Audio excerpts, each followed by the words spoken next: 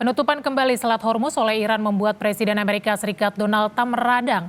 Lalu bagaimana nasib perundingan damai antara Iran dan Amerika Serikat di tengah beragam pernyataan Trump yang mempengaruhi tensi konflik? Kita bahas bersama pengamat politik Timur Tengah Hasibullah Satrawi. Selamat malam Mas Hasibullah. Selamat malam, Mbak Dian. Ya, Mas Hasibullah, ini kan Iran nampaknya tarik ulur Selat Hormuz. Sementara ganjalan Amerika Serikat adalah soal nuklir Iran. Nah, masing-masing ini sama-sama punya tuntutan maksimal.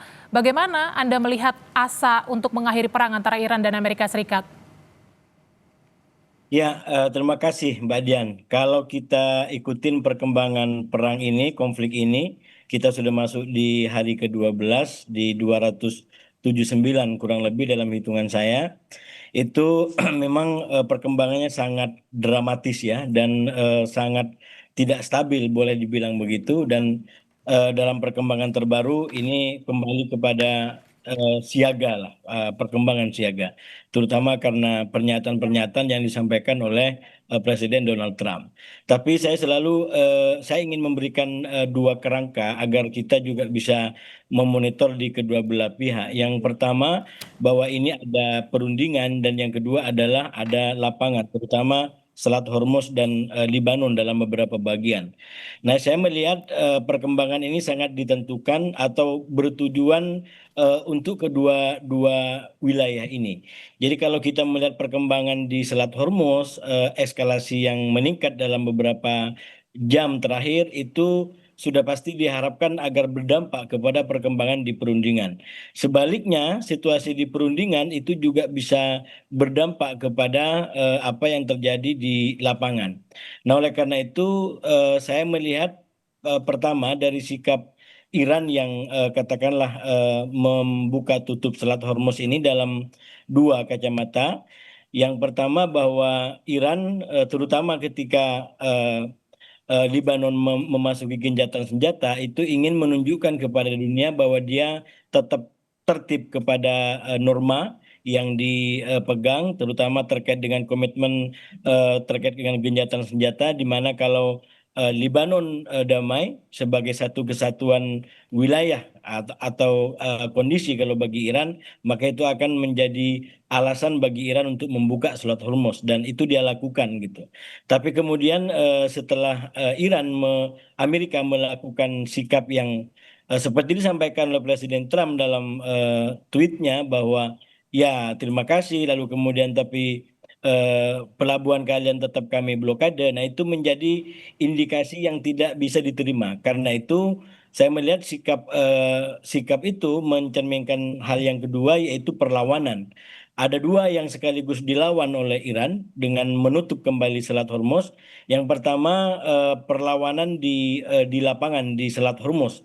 Jadi mereka mencoba untuk vis a vis dengan apa yang dilakukan oleh Amerika dalam bentuk blokade pelabuhan. Oke. Jadi dia akan bisa mengaktifasi kembali Hmm. kartu mainnya yang sebelumnya sudah dipakai, tapi karena ada Amerika yang menggunakan hal yang sama, maka dia mengaktifasi kembali. Oke. Nah, perlawanan kedua yang tidak kalah penting, bahkan paling penting menurut saya, ini kepada dunia, termasuk Hmm. publik Amerika, untuk memberikan kesan bahwa yang mengontrol lapangan bukan tweetnya Donald Trump. Oke. Bukan pernyataan Donald Trump yang sudah Hmm. sampaikan berkali-kali dengan penuh optimistis, tapi yang ngontrol di lapangan tetap Iran.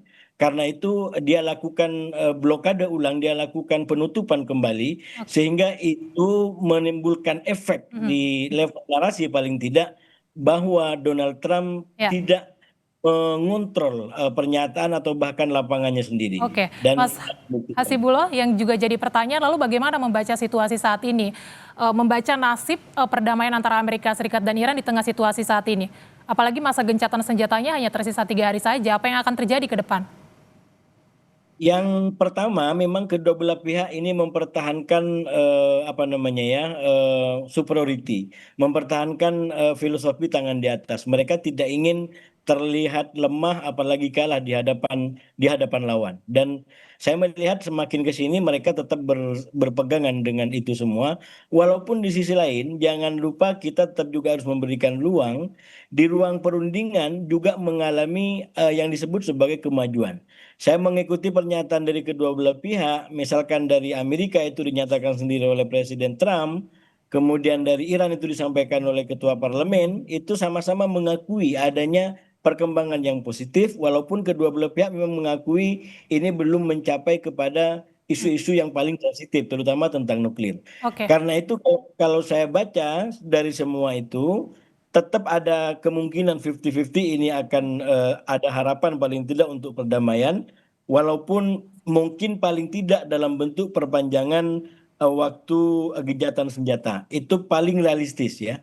Paling realistis adalah skenario terjadinya perpanjangan waktu gencatan senjata untuk memberikan waktu lebih cukup kepada para mediator, kepada para delegasi untuk melanjutkan diskusi yang ada. Skenario, baik. skenario terburuk untuk kembali kepada perang, tapi tetap aja ada harapan damai menurut saya. Mhm. Saya terus terang dengan perkembangan terbaru 50-50-nya agak lebih tipis lagi. Kalau sebelumnya ya Oke. beda 2 poin saya di antara perdamaian atau kembali ke perang. Baik, meskipun ada tarik ulur, tapi tentu harapan damai antara Amerika Serikat ini Anda baca masih berpeluang cukup besar ya. Terima kasih pengamat politik Timur Tengah Hasibullah Terima Satrawi kasih. sudah bergabung di Kompas Malam. Sehat selalu Mas Hasibullah. Terima kasih. Terima kasih.